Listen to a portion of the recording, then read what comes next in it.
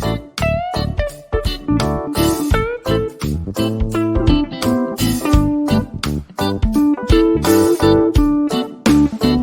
Everyone, management मंत्रा के इस video में आप पढ़ेंगे nature and scope of rural marketing. तो नेक्स्ट आप देखते हैं, बेसिकली हम रूरल मार्केटिंग को देखते हैं और उसके बाद नेचर और स्कोप को डिटेल में पढ़ेंगे। रूरल मार्केटिंग में इन्वॉल्व होता है कि एक प्रोसेस है जिसमें कि हम डेवलप करते हैं, प्रमोट करते हैं, डिस्ट्रीब्यूशन करते हैं रूरल एरिया का स्पेसिफिक प्रोडक्ट और सर्विसेज के एक्सचेंज में रूरल को अर्बन मार्केट के साथ में, ताकि कस्टमर की डिमांड को सेटिस्फाइड किया जा सके और जो भी ऑर्गेनाइजेशन का गोल है उसको अचीव किया जा सके। तो आप इसमें चाहते हैं कि गांव का, बैकवर्ड एरिया का, रूरल एरिया का डेवलपमेंट हो, आप उसको ज़्यादा से ज़्यादा प्रमोट करें, उसके डिस्ट्रीब्यूशन चैनल को और इंक्रीज करें। तो एक प्रोसेस है जिसमें कि हम लोग की और परचेसिंग पावर को इंक्रीज करके इफेक्टिव डिमांड को सेटिस्फाइड करते हैं ताकि ऑर्गेनाइजेशन के गोल्स को अचीव किया जा सके। तो ये टू वे मार्केटिंग प्रोसेस होती है जिसमें कि आपका इनफ्लो होता है रूरल मार्केट से, फिर उसका आप प्रोडक्शन और कंजप्शन करते हैं और फिर उसको आउटफ्लो करते हैं अर्बन एरिया के अंदर। तो नेक्स्ट हम देखते हैं कि क्या नेचर्स होते हैं रूरल मार्केटिंग के। तो फर्स्ट है large diverse and scattered market, second है major income of rural consumer is from agriculture, third है हेट्रोजीनिटी, फोर्थ है standard of living and rising disposable income of rural customers, fifth है collective decision making, sixth है diverse socio economic background, seventh है infrastructure facility. तो इनको detail में देखते हैं, उसके बाद हम स्कोप्स को डिटेल में देखेंगे। फर्स्ट आता है large diverse and scattered market. जो रूरल मार्केटिंग है ये बहुत बड़ा एरिया है, इसमें डिफरेंट रिलीजन के डिफरेंट नंबर्स ऑफ लोग रहते हैं, जहाँ पे कि बहुत कम दुकानें अवेलेबल है। तो आपको पता लगाना कि ये मार्केट कहाँ पे फैला हुआ है, इसको जानना बहुत मुश्किल होता है क्योंकि ये बहुत बड़ा एरिया है, डिफरेंट जगह पे आपको मिलेगा, डिफरेंट ज्योग्राफी के अकॉर्डिंग आपको रूरल मार्केट मिलता है, तो इसलिए इसको लार्ज और सेक्टर्ड मार्केट बोला जाता है। सेकंड आता है major income of rural consumer is from agriculture.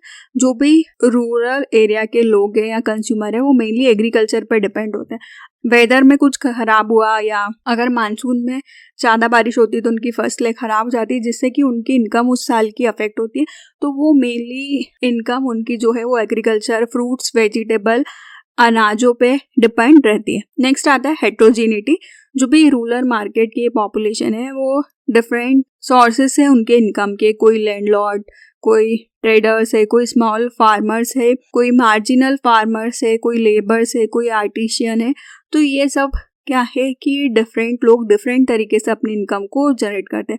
अगर हम स्टेट वाइज इसके वेरिएशन को देखें तो रूरल डेमोग्राफिक की लिटरेसी केरला में 90%, बिहार में 44% और बहुत सारी पॉपुलेशन जो कि गरीबी रेखा के नीचे आती है, उड़ीसा में 48%, पंजाब में 6% है। तो जो भी रूरल मार्केट है वो बहुत डिफरेंट लोग डिफरेंट तरीके से अपनी इनकम को जनरेट करते हैं। नेक्स्ट आता है standard of living and rising disposable income of the rural customers. जो भी मेजोरिटी है रूरल पॉपुलेशन की वो गरीबी रेखा के नीचे है, उनका जो एजुकेशन लेवल है या साक्षरता दर है वो बहुत कम है, सेविंग्स भी कम है। तो जो रूरल कस्टमर्स है वो अपने मनी को ज़्यादा स्पेंड नहीं कर पाते हैं, तो उनका जो स्टैंडर्ड है वो बहुत लो है, उनकी डिस्पोजेबल इनकम बहुत कम है। नेक्स्ट आता है कलेक्टिव डिसीजन मेकिंग। जो भी रूरल मार्केट है वो डिसीजन मेकिंग की प्रोसेस को कलेक्टिवली तरीके से लेता है, मतलब purchase process, influencer, decider, buyers और मैसेजर, ये बहुत सारे लेबल्स है जो कि उनको नॉलेज देते हैं और जो भी यूथ है वो ब्रांड का नॉलेज लेके आते हैं अपने घर के अंदर।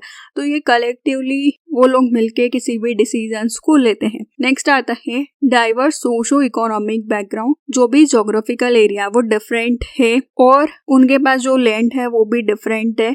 रूरल जो है उनका सोशो इकोनॉमिक बैकग्राउंड डिफरेंट है, तो अल्टीमेटली वो रूरल मार्केट को अफेक्ट करते हैं कि वो सोशली और इकोनॉमिकली बहुत डिफरेंट बैकग्राउंड से बिलोंग करते हैं। नेक्स्ट आता है infrastructure facility. Infrastructure facility like आपका रूरल एरिया में कैसे वेयर हाउसिंग, कम्युनिकेशन का सिस्टम, फाइनेंशियल फैसिलिटीज, ये सारी प्रॉपर नहीं होती है, तो फिजिकल डिस्ट्रीब्यूशन के चैलेंजेस मार्केटर को फेस करने पड़ते हैं कि क्या इनोवेटिव तरीके हैं जिससे हम मार्केट कर सकते हैं या प्रोडक्ट को डेवलप कर सकते हैं। तो वहाँ पे इंफ्रास्ट्रक्चर फैसिलिटीज को देखना है कि वो प्रॉपर होना चाहिए। तो ये कुछ नेचर्स होते हैं रूरल मार्केटिंग के।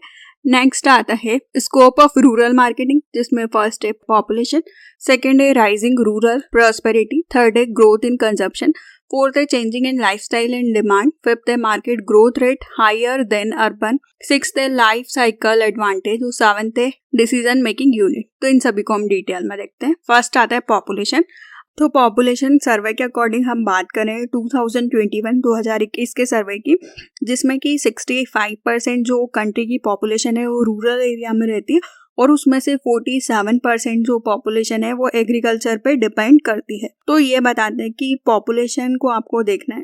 नेक्स्ट आता है राइजिंग रूरल प्रॉस्पेरिटी। हमको रूरल एरिया में एवरेज इनकम कितनी है लोगों की, वो मॉडर्न तरीके से फार्मिंग कर सके, इंडस्ट्रियलाइजेशन के साथ कांटेक्ट कर सके, माइग्रेशन करते हैं वो अर्बन एरिया में, तो ये कुछ एक्टिविटीज वो करते हैं। तो इस तरीके से वो ओवरऑल अपनी इकोनॉमिक एक्टिविटी को इंक्रीज करते हैं, प्लान करते हैं रूरल डेवलपमेंट का।